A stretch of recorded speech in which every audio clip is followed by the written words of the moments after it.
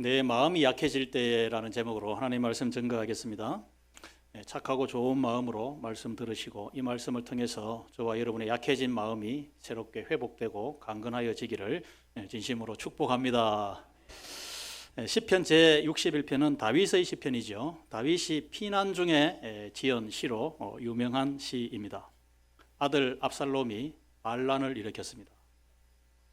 다윗의 아들들이 권력 다툼이 일어난 것이죠.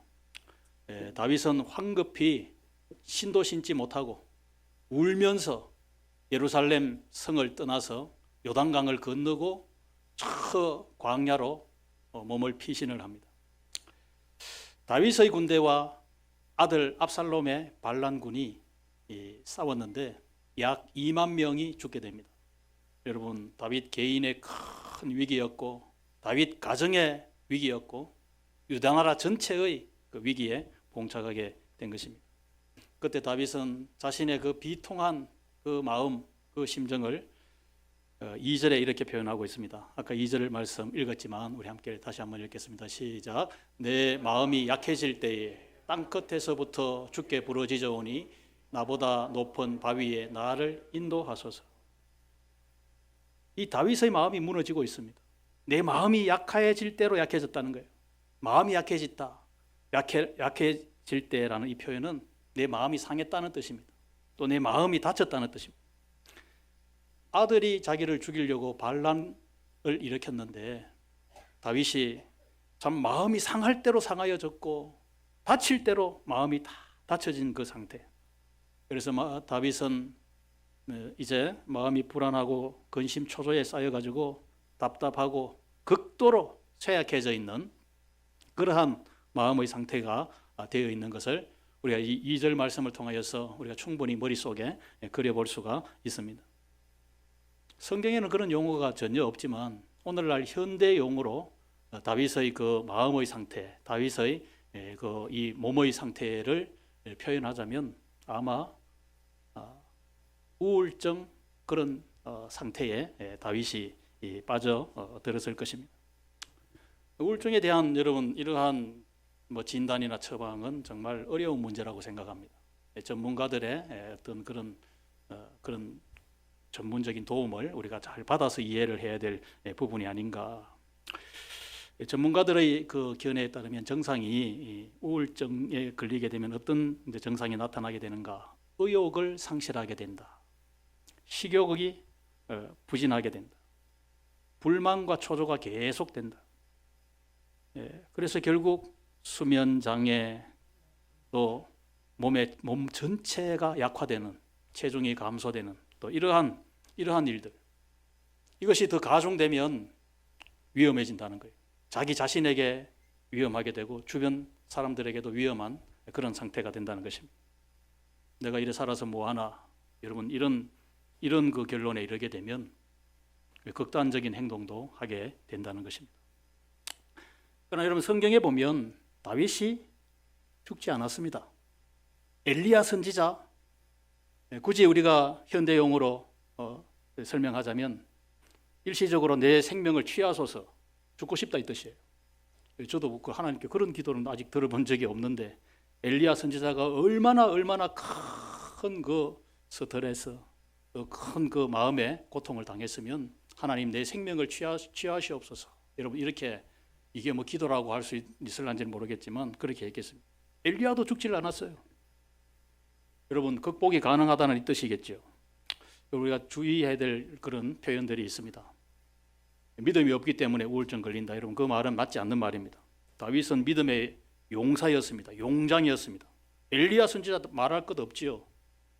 바알 선지자와 싸워서 850명의 거짓 선지자와 싸워 승리한 영적 거장입니다.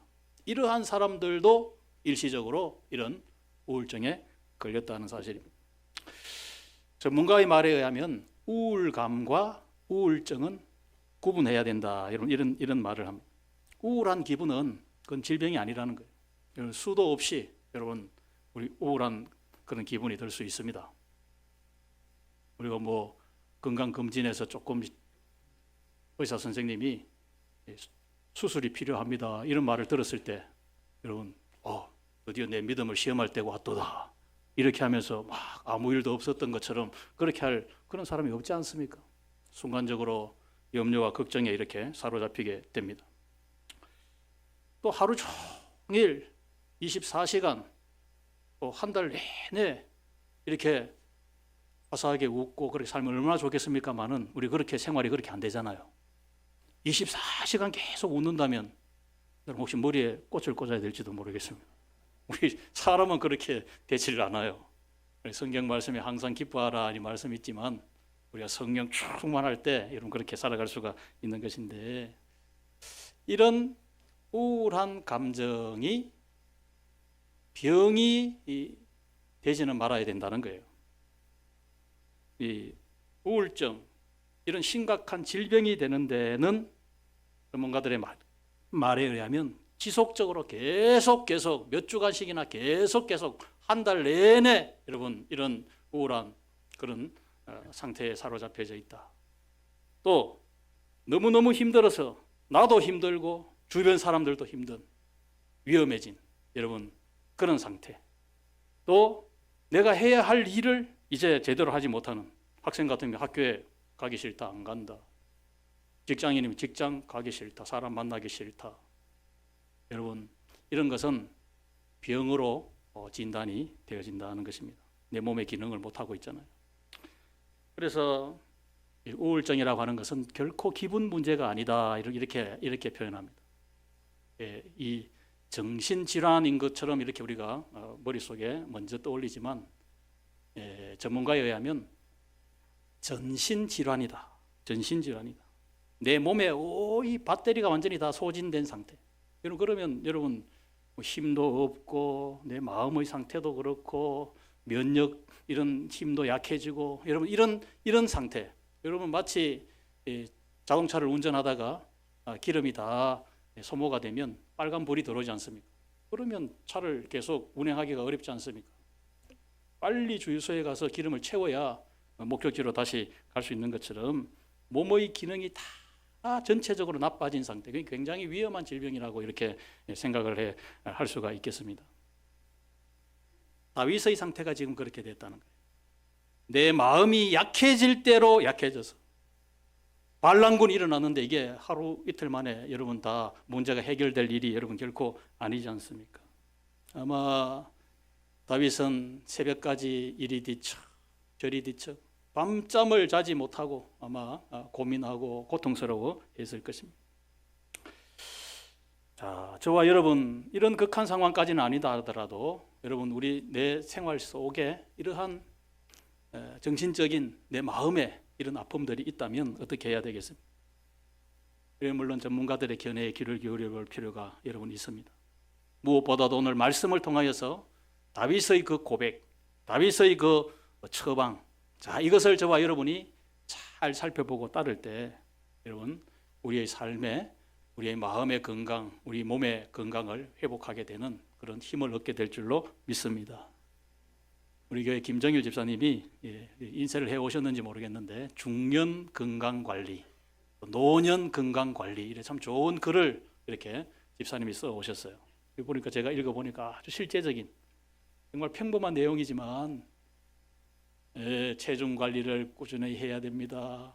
또 이 혈압 체크나 이런 것을 정기적으로 잘 해가, 왜냐하면 큰 병은 갑자기 덜커덕 이렇게 오는 것이 아니고 꾸준한 관리를 통해서 우리가 할 수 있기 때문에 또 근육을 또 관리를 해야 됩니다. 이런 고통에서 통증에서 우리가 잘 이렇게 노년의 생활을 이기기 위해서는 이러한 어떤 면에서 보면 굉장히 평범한 이야기지만 중요한 우리의 생활 습관. 왜냐하면 생명은 하나님의 손에 있는 것이지만 내 몸의 건강을 관리하는 것은 저와 여러분의 책임인 줄로 믿습니다. 관리를 전혀 하지 않으면서 하나님 건강 주옵소서 여러분 이렇게 하는 것은 여러분 바른 신앙이 결코 될 수가 없다라는 것입니다. 내 마음이 약해졌을 때 여러분 잘못된 그런 방법을 취할 수 있습니다.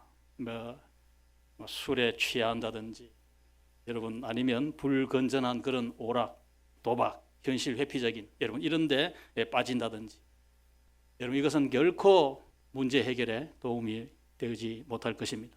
방법이 건전해야 그 결과도 건전하지 않겠습니까? 올바른 치료법을 우리가 생각을 해봐야 합니다. 결코 남의 문제가 아니라 누구든지 이런 마음이 약해질 수 있고 우울해질 수가 있다는 사실입니다. 전문가의 도움이 필요하죠. 제가 CBS 강의를 들어봤는데 거기에 우울증에 대한 이 목사님들도 나오시고 또 의사 선생님도 나오셔서 이런 견해들을 이렇게 밝히는 것을 잠시 제가 시청을 했습니다. 거기 보니까 최정호 교수님이라고 여기 사진에 보시면 이렇게 굉장히 기독교 신앙을 가지신 분이신데 서울 성모병원의 정신과 교수님이세요. 저분이 37년간 3만 명의 우울증 환자들을 치료한 이제 알려지기는 우울증 명의로 이렇게 소개를 했습니다.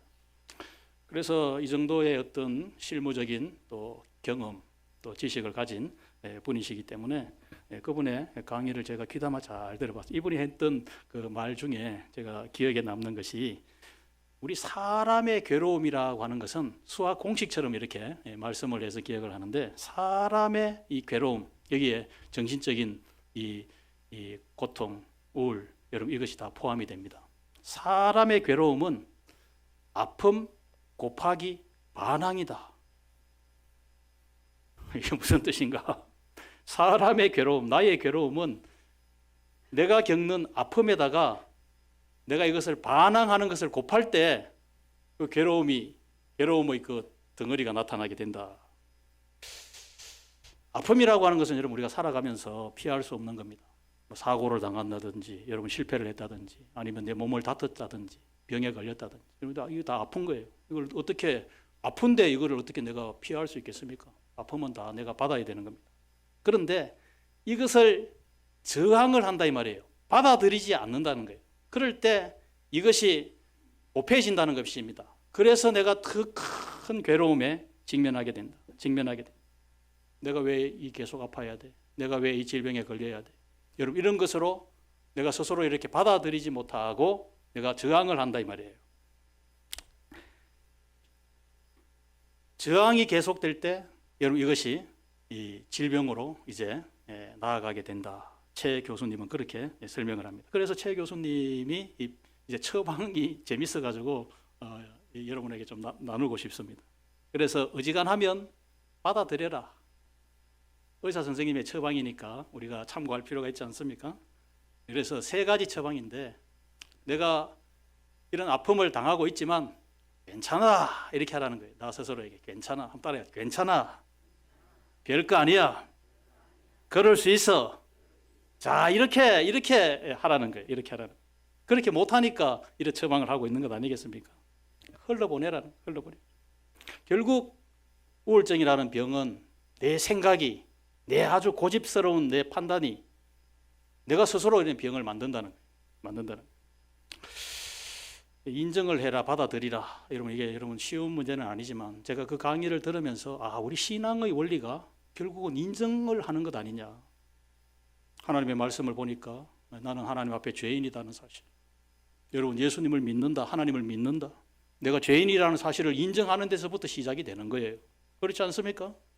도도하던 사람이 교회에 나와서 예수님의 복음을 듣고 예수님의 십자가, 예수님의 부활 말씀을 들었을 때 죄 없으신 하나님의 아들이 나를 위해서 대신 피 흘려 희생을 당하셨구나. 내가 죄인이었구나 라는 사실을 깨닫게 되고 인정할 때 그때 저와 여러분의 믿음이 이제 싹이 터서 자라기 시작을 한다는 것입니다. 인정한다. 하나님 나는 죄인입니다. 인정한다. 내가 나 자신을 판단하는 것도 있어야 되겠지만 내 삶은 하나님이 근본적으로 판단하시는 거예요. 여러분 다윗을 보십시오. 다윗이 아들이 반란을 일으켜서 자기의 왕권을 빼앗으려고 쿠데타를 일으켰는데 다윗이 울면서 신발도 신지 못하고 맨발로 그 왕궁을 떠나서 광야로 도망을 가고 있는데 그때 사울 왕의 일가 전 왕이었던 사울 왕의 그 친족이었던 시므이라는 사람이 나타나가지고 이 다윗 왕을 향하여서 모욕을 합니다. 그래도 지금 현직 왕인데 여러분 고대 시대 때 왕은 말 한마디면 사람의 생명을 취할 수도 있는 그런 왕인데 다윗 왕을 향하여서 저주합니다. 그때 다윗의 부하가 다윗에게 이렇게 말합니다. 왕이시여, 내가 저놈의 목을 지금 당장 베어 올까요? 이렇게 묻습니다. 그때 다윗은 어떻게 대답을 합니까? 그러지 말아라. 그러지 말아라. 내 몸에서 난 아들도 내 생명을 해하려고 하는데 내버려 두라. 내버려 두라. 최정호 교수님의 그 처방대로 말하자면 괜찮다는 거예요. 괜찮다. 내가 부족해서 그런 것 아니겠느냐. 괜찮다. 별거 아니다 이건 아니겠지만 그럴 수 있다. 다윗은 그것을 받아들였습니다. 받아들였어요. 엘리야도 하나님 앞에서 내가 참 위대한 선지자의 사역을 지금까지 잘 감당했지만 한순간 나 자신이 무너져 내리는 내 자신을 보면서 나는 연약한 인생일 뿐입니다라고 인정을 한 것입니다. 인정을 한 것입니다. 다윗이나 엘리야나 여러분 극도의 우울증에 사로잡혔지만 자살 안 했잖아요. 둘 다 살아났잖아요. 두 분 다 더 귀하게 쓰임 받았잖아요. 내가 죄인인데도 여러분 하나님은 저와 여러분을 버리지 아니하시고 우리를 부르셔서 하나님의 자녀 삼아 주시고 내가 죄인인데도 형편없는 그런 사람인데도 저와 여러분을 구원해 주셨다. 이게 복음 아니겠습니까? 할렐루야. 내 마음이 약해질 때 저와 여러분은 어떻게 해야 합니까? 우리는 하나님을 바라보고 하나님을 신앙하는 신앙인이기 때문에 신앙적인 노력을 반드시 해야 합니다. 오늘 시편 61편을 통하여서 다윗이 내 마음이 약해질 때, 내 마음이 극도의 이 우울에 불안에 사로잡혔을 때 다윗이 어떻게 극복했는가? 다윗은 하나님을 향하여서 부르짖었습니다. 1절과 2절에 있는 말씀을 보면 하나님이여 나의 부르짖음을 들으소서. 2절에 보면 내가 지금 땅끝에서부터 주께 부르짖나이다. 부르짖나이다. 여러분 부르짖는다는 말은 여러분 이 말은 그냥 묵상으로 기도한다, 속삭이면서 기도한다 이런 의미가 아닙니다. 주여 나를 한번 하나님 돌보아 주십시오. 하나님 나를 좀 돌보아 주십시오. 큰 소리로 기도했다 이 뜻입니다. 환자가 큰 소리를 낸다는 것은 참 어렵습니다. 특히 정신적인 이 어려움을 겪고 있는 그런 사람들에게는 이 큰 소리가 잘 안 나옵니다. 표현이 없잖아요. 우울증 걸리면 표현이 없어요. 이 얼굴에도 이 표현이 없잖아요. 없어요. 찬송도 여러분 큰 소리로 하고 기도도 크게 소리 내어서 미사 여구 이런 게 중요한 게 아닙니다. 하나님이여 나를 불쌍히 여기시오. 하나님이여 나를 좀 돌보아, 하나님이여 나를 좀 살려주십시오. 하나님의 말씀 성경을 읽을 때도 큰 소리를 읽으십시오. 큰 소리. 저도 기도할 때 성경을 소리 내어 읽을 때 그때가 제일 말씀이 저에게 큰 힘이 되는 것 같아요. 큰 소리. 신약과 구약, 자 이것은 약속이라는 뜻입니다. 예수님 이전의 약속, 예수님이 오신 이후의 약속. 성경은 다 약속인데 신약, 구약 이걸 약으로 생각해도 괜찮아요. 약, 메디신, 약.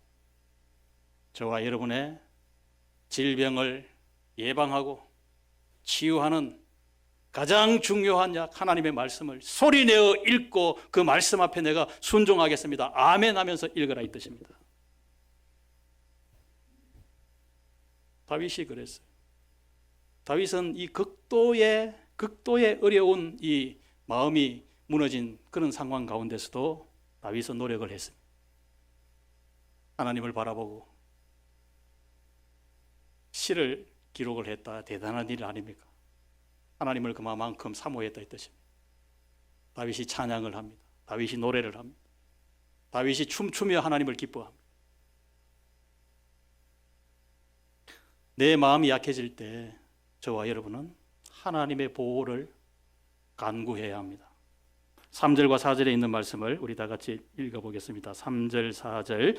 주는 나의 피난처시요 원수를 피하는 견고한 망대의 힘이니이다. 내가 영원히 주의 장막에 머물며 내가 주의 날개 아래로 피하리. 셀라.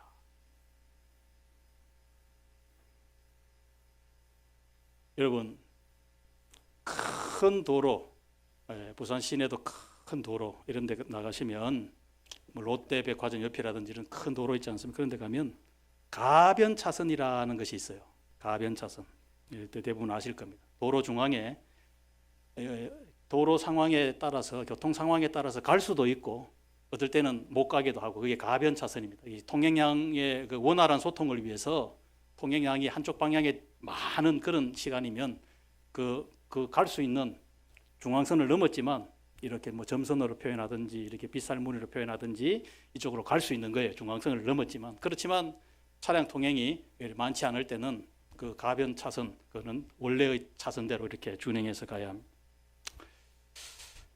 저와 여러분의 삶이 어떤 면에서 보면 가변 차선과 같아요. 어떨 때는 갈 수 있는 것 같고 어떨 때는 못 가는 것 같고. 믿음이 좋은 사람도 평생토록 그냥 좋은 믿음을 다 유지할 수 있는 것은, 물론 그렇게 하면 얼마나 좋겠습니까만은 그렇지 못합니다. 예수님의 제자 베드로를 보십시오.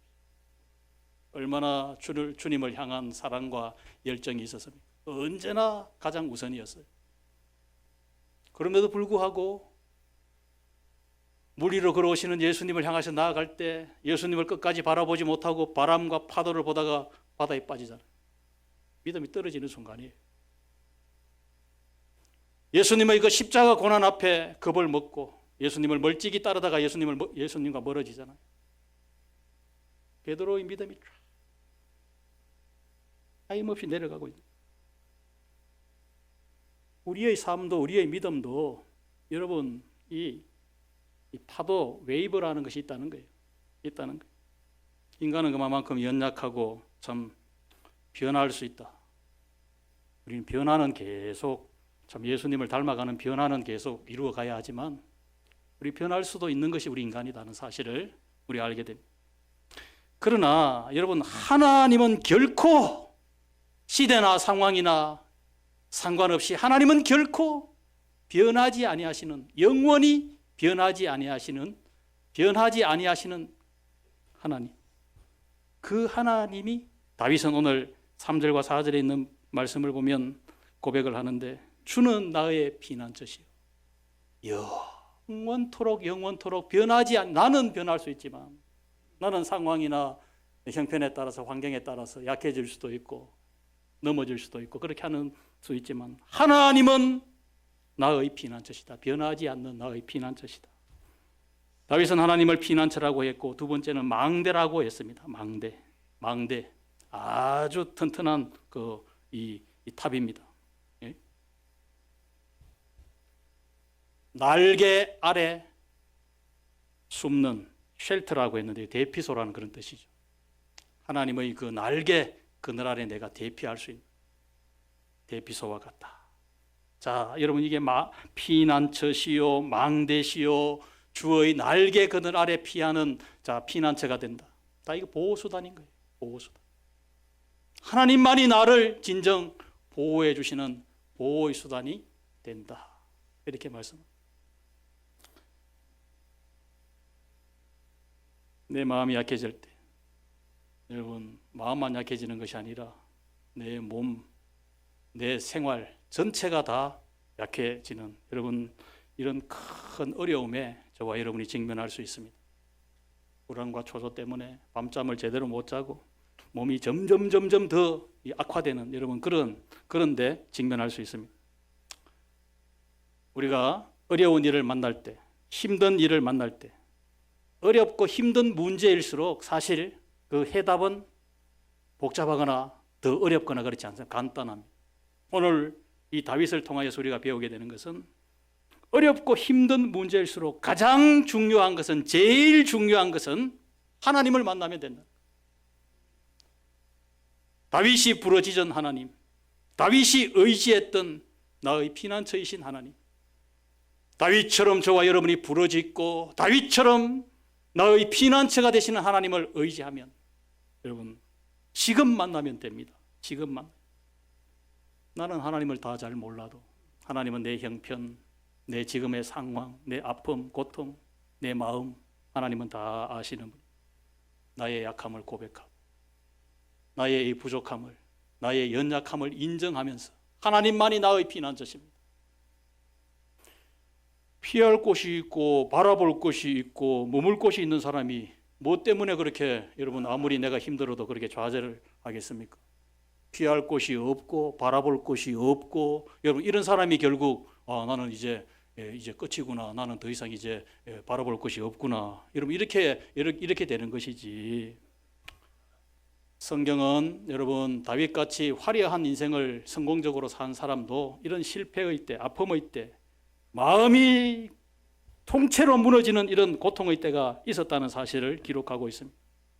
그러나 하나님은 이 깊은 인생의 깊은 수렁에서 다윗을 건져주시고 다윗의 마음을 새롭게 하시고 다윗에게 새로운 은혜를 하나님이 베풀어 주신 것입니다.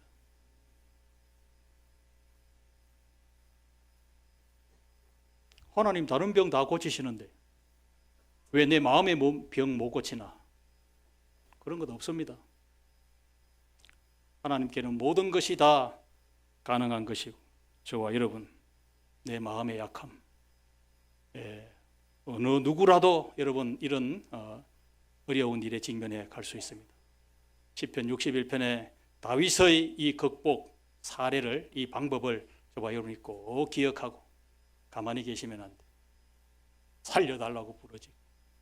피난처 되신 하나님 앞에 나와서 의지하고 나아갈 때 하나님은 저와 여러분의 영혼을 새롭게 하시고 영혼이 새롭게 되면 내 마음이 새롭게 되고 내 마음이 새롭게 되면 우리의 육신, 우리의 몸도 하나님은 저와 여러분을 새롭게 회복시켜 주시고 다시 강건하게 하여 주실 줄로 믿습니다. 이런 은혜가 우리 모든 성도 여러분에게 저와 여러분에게 함께 하시기를 주님의 이름으로 축복합니다. 아멘.